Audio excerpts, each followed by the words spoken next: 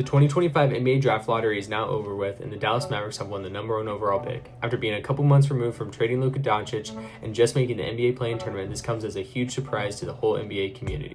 The two other surprises in the NBA Draft Lottery were the Spurs winning the 2nd overall pick and the 76ers winning the 3rd overall pick. This leaves out the Jazz, Wizards, and Hornets, who all had a 14% chance of making the top 3 and getting the number 1 overall pick. I am now going to go through the 14 lottery picks and determine which player each team should draft for the upcoming 2025-2026 NBA season. With the number 1 overall pick, we all know who the Dallas Mavericks are going to take. They're going to take Cooper Flag.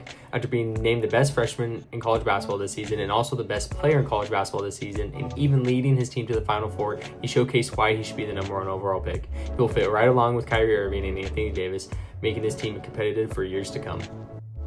With the number 2 overall pick, I have the San Antonio Spurs taking Ace Bailey. You just traded for De'Aaron Fox, and now you have Stephon Castle. Drafting a player like Dylan Harper will just jam up the backcourt. Having a player like Ace Bailey will stretch the floor and give Wembanyama someone to dish it out to. If you're trying to contend for a title, however, I would trade the 2nd overall pick for a player like Giannis and have the Milwaukee Bucks take the player like Dylan Harper or Ace Bailey in this situation. With the 3rd overall pick, I have the Philadelphia 76ers taking Ace Bailey's teammate, Dylan Harper. I know, based on fit, he's not really well in this situation because you have Tyrese Maxey and you just drafted Jared McCain, but he can play the 2 spot or even the 3 if Paul George decides to go down this year with injuries. This is a great pick for the Philadelphia 76ers because if you need to rebuild next offseason, you have young players such as Tyrese, Jared, and now Dylan Harper. If you are going to contend, he's still a great scorer and he's going to be a great piece for a championship run. With the 4th overall pick, I have the Charlotte Hornets taking VJ Edgecombe out of Baylor. This is a great shooting guard to fit in within the lineup. You already have Brandon Miller and LaMelo Ball. He's going to fit in at the 2 spot and bring defensive versatility to that backcourt and allow for LaMelo to have a offensive presence so he doesn't feel as much pressure. This will also bring just more scoring to the team. This team has been struggling for the last couple years with Brandon Miller going down with injuries along with LaMelo Ball.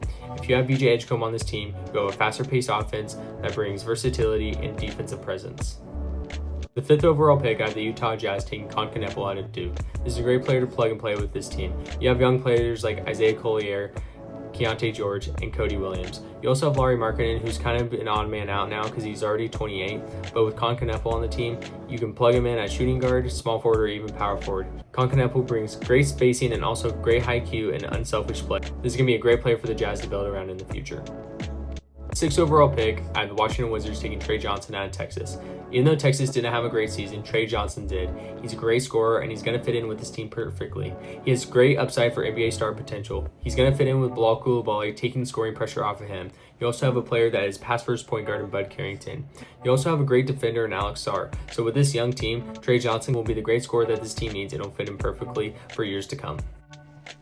With the 7th overall pick, I believe that the New Orleans Pelicans should take Derek Queen out of Maryland. He showcased a great March Madness performance, and he shows that he can stretch the floor.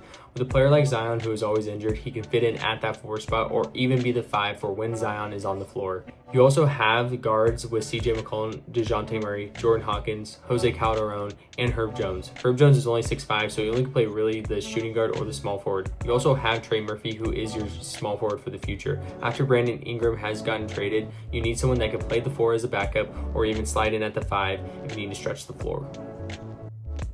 With the 8th overall pick, I have the Brooklyn Nets taking Kasparas Yakatunas, the point guard out of Illinois. This allows for great size because Cam Thomas is not a great defender, but he is a great scorer, and Kasparas does not need the ball in his hands to score. He's great off the ball, and he also can set up the offense. You also have a small forward and Cameron Johnson if you decide to keep him.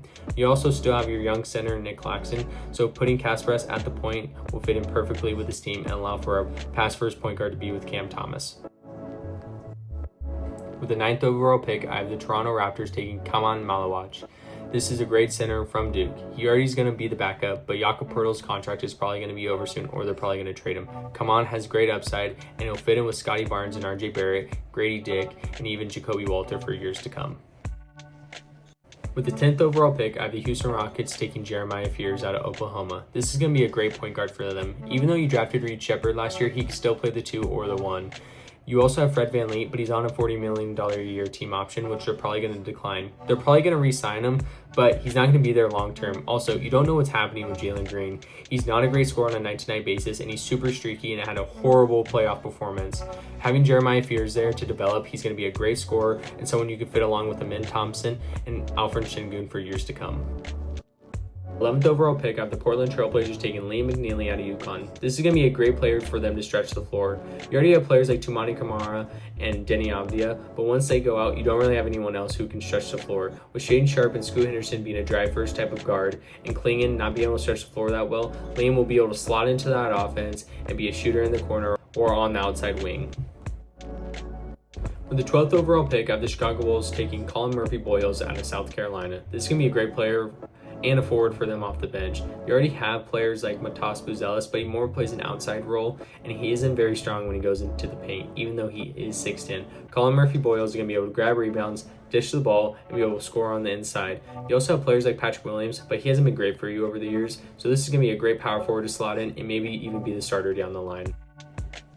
With the 13th overall pick, I have the Atlanta Hawks taking Asa Newell out of Georgia. This is going to be a great forward for them off the bench. After Jalen Johnson went down and you traded DeAndre Hunter, you didn't really have another forward other than Georges Niang, who can stretch the floor, but he's not that athletic. With Asa Newell, this is going to be a great player that you can slot in when Jalen Johnson goes out or Zachary Reese-Shashea goes out. This is going to be a great player also to fit along with Onyeka Okongwu, Trae Young, and Dyson Daniels. With the 14th overall pick, I have the San Antonio Spurs taking Carter Bryant out of Arizona. This is going to be a project player, but you don't know how good Jeremy Sochan is going to be, and you also have players like Harrison Barnes who are playing the four. You're going to want a young forward to fit along with Victor Wembanyama, who can stretch the floor and be someone who you can build around for long term, along with De'Aaron Fox, Stephon Castle, and if they draft Ace Bailey or Dylan Harper. So that's how I think the 2025 NBA Draft Lottery is going to go. Let me know if you think these are good choices for these players, and let me know who you want your team to draft. Make sure to like this video and leave a comment.